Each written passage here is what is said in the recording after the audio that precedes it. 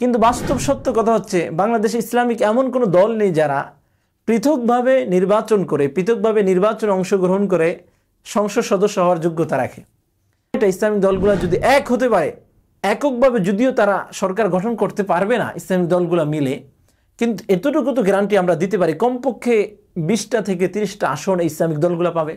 আমাদের পিছনে নামাজ পড়বে, আমাদের সাথে চলবে, আমাদের থেকে মাসলা মাসাইল জানবে, যে কোনো মুহূর্তে আমাদের সাথে শেয়ার করবে, কিন্তু নির্বাচনের ক্ষেত্রে, গণতন্ত্রের ক্ষেত্রে, দল করার ক্ষেত্রে আমাদেরকে জিজ্ঞাসা করবে না। আসসালামু আলাইকুম ওয়া রাহমাতুল্লাহি ওয়া বারাকাতুহু।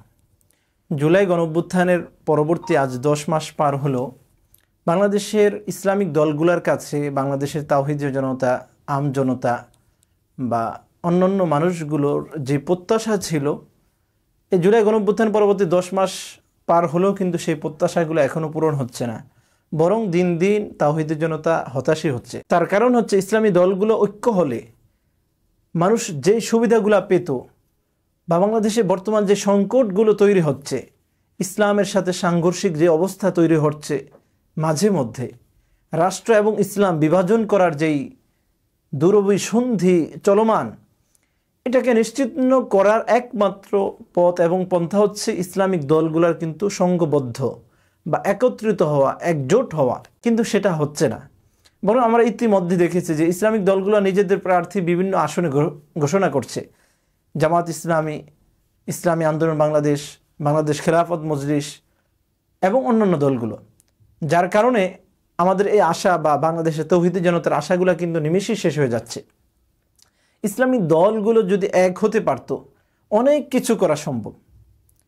আল্লামা সাঈদী রাহিমাহুল্লাহ তাআলা যখন সংসদ সদস্য ছিলেন এবং অন্যান্য ইসলামিক ব্যক্তিরা যখন সংসদ সদস্য ছিলেন, তখন সংসদে যে কোনো আইন ইসলামকে মাইনাস করে পাশ করতে হলে এই সমস্ত আলেমদের কিন্তু সেখানে একটা জোরালো বক্তব্য কিন্তু থাকতো, জবাবদিহিতা সেখানে কিন্তু থাকতো, যার কারণে ইসলামকে মাইনাস করাটা তখন অতটা সহজ ছিল না, যে কোনো আইন পাশ করা তখন অতটা সহজ ছিল না। কিন্তু আমাদের ইসলামিক দলগুলোর কাছে সেটা আমাদের প্রত্যাশা ছিল যে সবাই মিলে একটা জোট করবে এবং সব দল থেকে যে কোনো এক ব্যক্তিকে নির্বাচনের জন্য দাঁড় করাবে, যে কোনো এক আসন থেকে সব দল থেকে যে কোনো এক ব্যক্তিকে দাঁড় করাবে। তাহলে ইসলামকে যারা মহব্বত করে, মুসলমানকে যারা ভালোবাসে, যারা ইসলামী দলকে মহব্বত করে বা ইসলামী খেলাফত এই দেশে প্রতিষ্ঠিত হোক এটাকে পছন্দ করে, অথবা কমপক্ষে ইসলাম এবং মুসলমানদের স্বার্থে ওলামায়ে কেরাম জাতীয় নেতৃত্ব নিজেদের হাতে তুলে নেবে, এটাকে যারা মহব্বত করে, পছন্দ করে, তাদের কিন্তু এটা অনেক বড় একটা প্রত্যাশা ছিল। কিন্তু দিন দিন ইসলামিক দলগুলোর বিভাজন আমাদেরকে কিন্তু হতাশাই করে চলছে। আমরা দেখতে পাচ্ছি যে ইসলামিক দলগুলোর ঐক্য হওয়ার কোনো সম্ভাবনা নেই। কোরআনের একটা আয়াত আছে যে হাত্তা ইয়ালিজাল জামালু ফি সাম্মিল খিয়াত, যে সুই যেমন সুইয়ের ছিদ্র দিয়ে যেমনি ভাবে উট প্রবেশ করা অসম্ভব, এখন আমাদের কাছে ইসলামিক দলগুলো এক হওয়া এরকম অসম্ভব মনে হচ্ছে। তার বাস্তব চিত্র এই 10 মাস হয়নি, সামনে হবে কিনা এটা একবারই অনিশ্চিত একটি বিষয়। কিন্তু বাস্তব সত্য কথা হচ্ছে বাংলাদেশে ইসলামিক এমন কোনো দল নেই যারা পৃথকভাবে নির্বাচন করে, পৃথকভাবে নির্বাচনে অংশগ্রহণ করে সংসদ সদস্য হওয়ার যোগ্যতা রাখে। এমপি তো দূরের কথা, মেয়র পদেও তো আজ পর্যন্ত হলো না। মেয়র নির্বাচনে দাঁড়ানো হয়েছে কিন্তু সেই নির্বাচনে তো পাশ করলো না। এক্ষেত্রে আমাদের চরম একটি ভুল হচ্ছে যে আমাদের অনেক ওলামায়ে কেরাম মনে করে থাকেন যে আমাদের অনেক মুহিব্বিন আছে, আমাদেরকে অনেক মানুষ ভালোবাসে, আমাদের কাছে হাদিয়া নিয়ে আসে, তারা হয়তো আমাদেরকে ভোট দিবে। সম্মানিত দিনী ভাই এবং বোনেরা, মানুষ একে অপরকে মহব্বত করে এক জিনিস, নির্বাচনের ক্ষেত্রে ভোট দেওয়া কিন্তু আরেক জিনিস। যদি এটাই হতো তাহলে ইসলামী আন্দোলন বাংলাদেশ তো এখন রাষ্ট্রীয় ক্ষমতায় থাকার কথা ছিল, অন্যান্য ইসলামিক দলগুলোতে এখন রাষ্ট্রীয় ক্ষমতা থাকার কথা ছিল, কই তারা তো হইল না। দুই একটা জায়গায় হয়তো বা কেউ মেম্বার হয়েছে অথবা চেয়ারম্যান হয়েছে, এর চেয়ে বেশি আমাদেরকে দেখান তো হয়নি, এটা হবেও না। বরং এক্ষেত্রে আমরা আম মানুষকে ধোঁকা দিচ্ছি। কারণ হচ্ছে আম মানুষ তখন কিন্তু বিভাজন হয়ে পড়বে। এখন 2-4টা ভোট যা দেওয়ার ইচ্ছা মানুষ পোষণ করে যে ইসলামিক দলগুলো এক হলে মানুষের মধ্যে এক ধরনের একটা বিশ্বাস তৈরি হবে, আস্থা তৈরি হবে, যারা হুজুরগুলো সব একসাথে আছে। আমরা যদি সবাই মিলে এক কাতারে একজনকে দাঁড় করাতাম তাহলে আমাদের একটা শক্তি থাকতো। আজকে আমাদের এই ইগোর কারণে যে না আমার একটা দল আছে, আমি অন্যের সাথে মিশতে পারি, আমি অনেক বড় জনশক্তির একটা দল, বা আমার অনেক মুহিব্বিন আছে, দেশ বিদেশে আমার অনেক ভক্ত আছে, আমি যেতে পারি না। আমি পীর সাহেব অথবা আমি এত বড় ব্যক্তি, কেন আমি যাব? কিন্তু বাস্তব সত্য কথা হচ্ছে এইভাবে বাংলাদেশের এখনও কোনো পরিস্থিতি তৈরি হয়নি যে কোনো ইসলামিক দল এককভাবে সংসদে যাওয়ার মতো কোনো সদস্য আছে তাদের। এটা সম্ভব না। নিশ্চিত একটি কথা যে কোনো ইসলামিক দল এককভাবে কোনো সংসদ সদস্য সংসদে পাঠাবে, ইল্লা কেবলমাত্র একটি দলের ব্যাপারে আমরা বলতে পারি, সেটি হচ্ছে জামাত ইসলামী। জামাত ইসলামীর এমন নিষ্ঠাবান কর্মীরা আছে যারা প্রস্তুত যে তারা পুরো ভোট তাদের ব্যক্তিদেরকে দিবে, এরকম দুই একজন হতে পারে। এছাড়া অন্য কোনো ইসলামিক দল ভোট পাবে সংসদে যাওয়ার জন্য, এটা সম্ভব না। এই জন্য আমাদের রাজনৈতিক দল যারা ইসলামিক আছে, যারা ইসলামী রাজনীতি করে, যদিও আমাদের কাছে মনে হচ্ছে যে আমার দলটা অনেক বড়, কিন্তু বাস্তবিক অর্থে তৃণমূলে আমাদের কিন্তু এরকম রাজনৈতিক দূরদর্শিতা, রাজনৈতিক এরকম অবস্থান কিন্তু নেই। এখন কি করতে হবে? যেহেতু আমাদের সমস্ত ইসলামিক দলগুলোর উদ্দেশ্য যেহেতু এক, সেটি হচ্ছে কি ইসলামী খেলাফত কায়েম করা বা এই দেশে দুর্নীতিমুক্ত একটি সমাজ প্রতিষ্ঠা করা, কোরআনী আইন চালু করা। দেখেন ইসলামিক দলগুলোর উদ্দেশ্য আর যারা অনইসলামিক দল, বিএনপি, আওয়ামী লীগ, জাতীয় পার্টি, এনসিপি, অন্য যতগুলো দল আছে তাদের উদ্দেশ্য কিন্তু ভিন্ন ভিন্ন।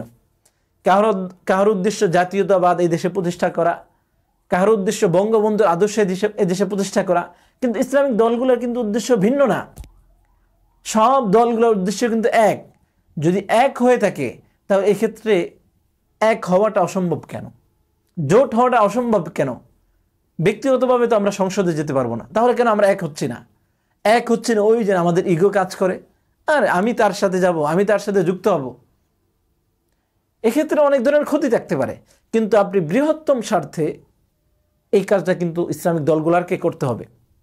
ইসলামী মূল্যবোধ যদি এদেশে লুণ্ঠিত হয় তাহলে ইসলামিক দলগুলোকে এর কিন্তু ক্ষতিপূরণ তাদেরই জিম্মাদারিতে নিতে হবে।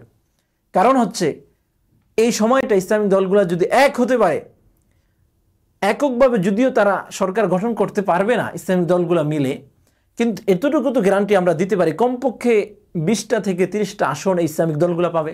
তাহলে সেখানে একটা ভিত্তি মজবুত হবে, ইসলামিক দলগুলো একটা ভিত্তি থাকবে, আলেম ওলামাদের একটা শক্তি থাকবে, সংসদে কথা বলার মতো যোগ্য লোক থাকবে। এই জন্য আমরা কেমন যেন নিজেদের পায়ে নিজেরা কুড়াল মারছি। আল্লাহ জানে ইসলামিক দলগুলো কখন বসবে, কবে ঐক্য হবে, কিন্তু এটা কোনো দৃশ্যমান ফলাফল এখনও ওলামায়ে কেরামের অবস্থান থেকে জাতি কিন্তু এখনও দেখতে পারেনি। এই জন্য যারা ইসলামিক দল করে, ইসলামী রাজনীতি করে, তাদের কাছে জাতির এই প্রত্যাশা যদি এখন বাস্তবায়ন করা সম্ভব না হয়, সামনে 100 বছর এর ক্ষতিপূরণ কিন্তু আমাদেরকে, এই মুসলিম জাতিকে, বাংলাদেশের জনতাকে বয়ে নিতে হবে। অনেক আইন পাশ হবে, কথা বলার কেউ থাকবে না। কারণ আপনি যতই মাঠে চিল্লান, ক্ষমতা যদি আপনার হাতে না থাকে তাহলে কিন্তু আপনি কিছুই করতে পারবেন না। আমরা অনেকে মাইকে অথবা বক্তব্যে, সেমিনারে অনেক জোর গলায় কথা বলি, অনেক বড় কথা বলে ফেলি, কিন্তু বাস্তবিক অর্থে আমাদের পায়ের নিচে কিন্তু মাটি নেই। ওইরকম আমাদের তৃণমূলে শক্তি নেই, জনগণ নেই, জনসমর্থন নেই। তাহলে আমাদের এই কথা বলে কি লাভ হবে? কোনো লাভ হবে না, শুধু কথা বলার জন্যই বললাম। এই জন্য আমাদের প্রথমত জনশক্তি তৈরি করা, দ্বিতীয়ত যেহেতু আমাদের জনশক্তি কম, স্বাভাবিক ইসলামকে সাপোর্ট করবে এরকম খুব কম লোকই থাকে।